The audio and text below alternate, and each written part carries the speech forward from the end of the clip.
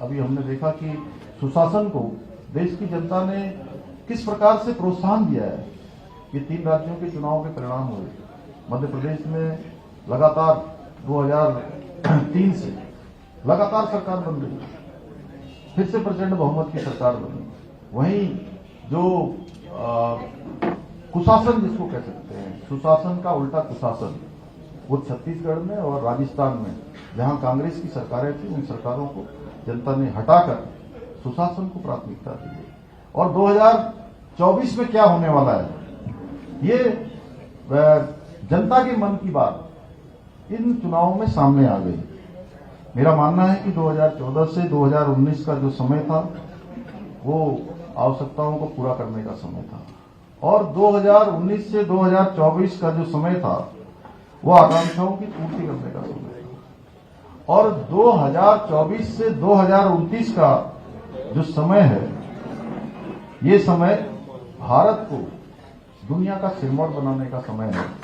भारत को जो हम 5वीं बड़ी अर्थव्यवस्था बने हैं, उस 5वीं अर्थव्यवस्था को 3रे नंबर की अर्थव्यवस्था बनाने का समय है। और हमारे प्रधानमंत्री जी ने, हमारा सौभाग्य है कि ये कथन उनके मुख से हमारे ही उत्तराखंड में निकले कि आने वाले वर्षों में भारत दुनिया की 3री सबसे बड़ी अर्थव्यवस्था बनेगा।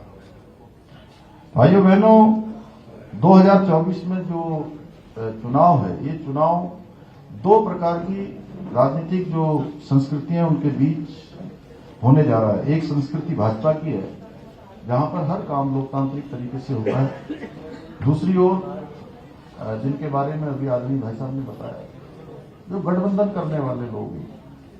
गाड़ी की स्थिति बताई ना अभी उन्होंने, तो गाड़ी जब आ जाती है, उन सबको पकड़ने के लिए जो हल्ला मचाने वाले, उत्पात करने वाले, लोगों को परेशान करने वाले, या बेवजह जहां बुलाया नहीं जाता वहां भी जाने वाले, तो उस प्रकार की संस्कृति के लोग हैं, जिसमें कांग्रेस समेत सभी दल हैं। जहां पर परिवारवाद के नाम पर लगातार काम होता रहा, देश के लिए कभी काम नहीं हुआ। आज कांग्रेस खुद का अस्तित्व बचाने के लिए छोटे छोटे दलों के साथ गठबंधन कर रही है। इनका उद्देश्य कोई सरकार बनाना नहीं है। इनको भी पता है कि सरकार हमारी आने वाली नहीं है। सारे आंकड़े बता रहे हैं, जनता का जो भाव है वो बता रहा है, देश का जो मन है वो बता रहा है। ये केवल और केवल अपने परिवार का अस्तित्व बचाने के लिए, अपनी पार्टी को बचाने के लिए, ये और बिखरी हुई ताकत के भरोसे वो फिर से छोटे छोटे दलों के साथ मिलकर जिंदगी को ढूंढ रही है। और ये मिलावट सरकार बनाने के लिए नहीं है, बल्कि कांग्रेस को जीवित रखने के लिए। हम सब जानते हैं भली भांति इस महामिलावट में कौन कौन लोग हैं, कौन कौन दल इसमें शामिल है। और ऐसे दल हैं जो कभी एक दूसरे को पहले तो फूटी आंख नहीं सुहाते थे।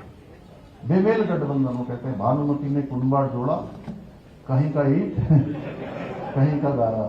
तो इस प्रकार का ये एक दूसरे के साथ मंच साझा कर रहे हैं। और भाइयों बहनों, जो पीछे जो चुनावों के परिणाम आए हैं विभिन्न राज्यों के, उससे भी बौखलाए हुए हैं। इनके अंदर हताशा है, निराशा है। और इस हताशा और निराशा को आज मैं आप इस शुभ अवसर पर आपसे कहना चाहता हूं कि इस हताशा निराशा से अब इन कांग्रेस को उबरने नहीं देना है, इसको हताशा में ही रखना है।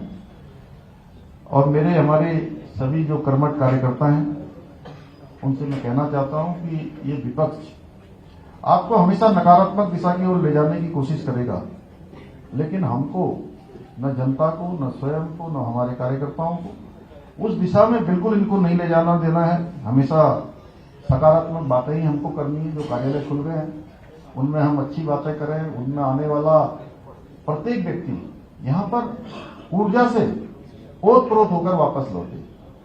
और ये तब होगा जब हम स्वयं यहां से इसको शुरू करेंगे, अपने अंदर ऊर्जा रखेंगे, तो ऊर्जा का प्रभाव हम दूसरों में भी करेंगे।